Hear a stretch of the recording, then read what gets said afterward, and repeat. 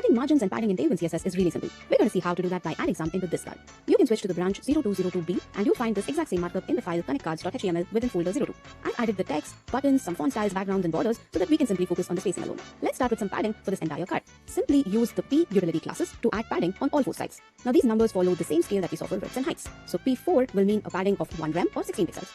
Let's see. That's what P4 looks like. Let's increase it slightly. I'll make it P5. That's better.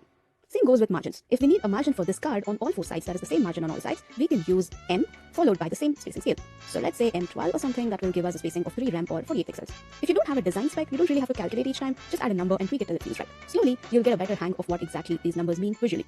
Alright, now for the name, let's add a margin top only. For that, we need to use the utility class MT, where T means top. Similarly, there are classes like MB for margin bottom, ML for left margin, and MR for right margin. Same applies for padding as well, as you might have guessed. PR is for right padding, PL for left, and so on. So now let me add MT2. That might be sufficient. That's great. Let's also add a top margin for this div, which has both the buttons. So div class MT maybe 4.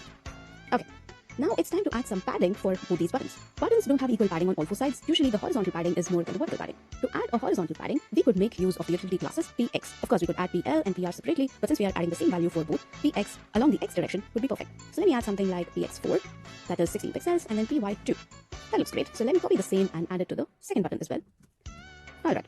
Now, if you're worried about code repetition, components can really help. I'm using a simple HTML project here, but you would probably be using Tailwind CSS with a framework like React or Vue or even Laravel or Django. Whatever framework you use, you can surely create smaller components like buttons, and then you'll not have to repeat the styles. But if you really wish to extract the styles into a style sheet, you'll see how to do that in a later chapter. Alright, now with margins, it's not just positive numbers. You can also set negative margins and auto margins using utility classes. For example, let's set a negative top margin to this image to push it to the top. For that, you could use minus MT followed by the same numbers. So let me say MT12 and see what this looks like. This is nice. And now, let's say you want to center this card horizontally. We could add auto margins using MX Auto.